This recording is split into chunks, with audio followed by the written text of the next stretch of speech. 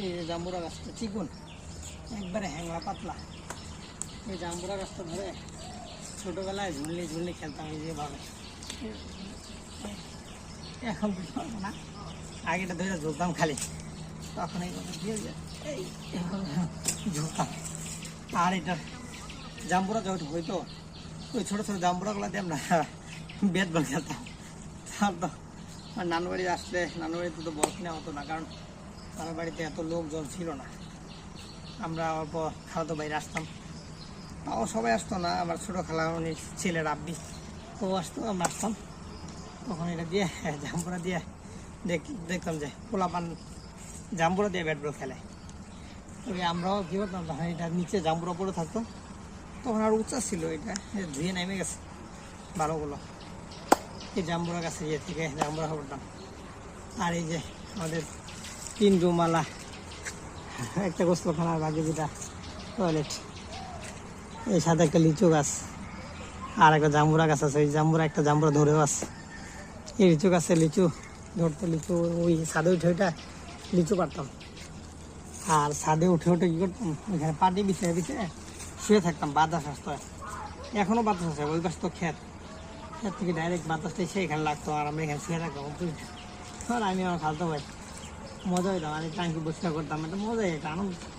পাশে আর এই যে কলা গাছের এখানে ছিল রান্নাঘর, মাঝখানে জঙ্গল হয়ে গেছে, যার কারণে আমি যেতে পারতেছি না। আর ওই যে জঙ্গলগুলা, মাঝখানে যে জঙ্গলগুলো দেখা যাচ্ছে, এই জঙ্গলগুলো আছে, এখানে ছিল আমাদের খাবার ঘর। ওইদিকে মুখ করা, মানে ওইদিকে জানলা দেওয়া, ওইদিকে ডাইরেক্ট জানলা দিয়েছে, মানে বাতাসগুলো ঢুকতো, অনেক ভালো লাগতো। এই জায়গায় রান্নাঘর, পাশে একটা খড়ি রাখার ঘর ছিল।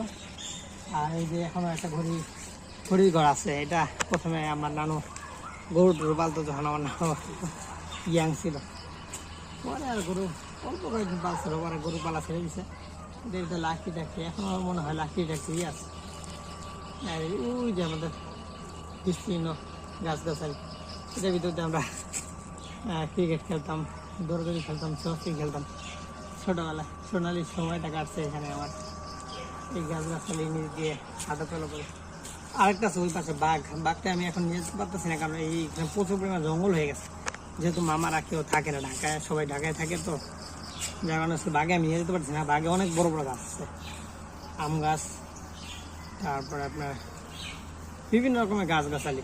আমার নানা তো পাকিস্তানের আর্মি ছিল, তখন এই বাঘ তৈরি করে। বাঘ মানে বাগান, উর্দুতে বাঘ বলতো বাঘে, বাঘ মানে বাগানে, সেটা পাকিস্তানি শব্দ ব্যবহার করতো। এই জন্য অনেকে মনে করবেন যে বাঘ মানে কি, বাঘ মানে বাগান। আর মোটামুটি এইখানে অনেক গাছের আম কাঁঠাল সব কিছুই আমি খাইছি। মানে ছোটোবেলায় এই জায়গাটাই বড় হয়েছে, ভালো লাগছে। ছোটো মামার বিয়ে হয়েছে, পুরোটা লাইটিং করছে, মানুষজন আসছে এখানে।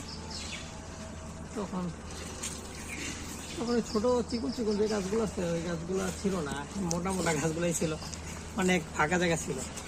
আর এক ধরনের গাছ দিয়ে বেড়া বানানো ছিল। এই যে এগুলা, এই গাছগুলোর নাম আমি জানি না। এই গাছগুলো, এগুলো দিয়ে দুইটা মানে বাঁশের মাঝখানে দিয়ে দিছে, মাঝখানে এই গাছগুলো উঠছে। আরেকটা হলো পাতাবাহার গাছ ছিল আমাদের এখানে অনেক, মানে পাতাবাহার দিয়ে পুরো বাড়িটা ছাওয়া ছিল। এখন পাতাবাহার গাছ একটা আগে ছিল, এখন পুরো মানিকগঞ্জে এই পাতাবাহার খুঁজে পাওয়াটা মুশকিল। আগে এক সময় এমন কোনো বাড়ি ছিল না যে বাড়িতে পাতাবাহার গাছ ছিল না। মানে বিশেষ করে আমাদের এই বানিয়াজুরি, মানিকগঞ্জে বানিয়াজুরি কাকজোর এলাকায় এমন কোনো বাড়ি ছিল না যে বাসায় পাতাবাহার গাছ ছিল না। বিভিন্ন ভ্যারাইটিসের পাতাবাহার ছিল। এখন আসলে পাতাবাহারগুলো আমার দেখা মুশকিল, খুঁজে পাচ্ছি না মানে। আর অল্প কিছু কাঁঠাল আছে, এখান দিয়ে ছিল দেওয়ালটা, দৌড়াদৌড়ি করতাম, লুকোচুরি খেলতাম। এই যে আজান, তো এই আজানের শব্দ শুনে যেতাম, সেম সেই আজানটাই আজকেও দিচ্ছে, সেই মুয়াজ্জিনের কণ্ঠে সেই আজানটা শুনতেছি। আজকের মতো এখানে বিদায় নিচ্ছি। আসসালামু আলাইকুম।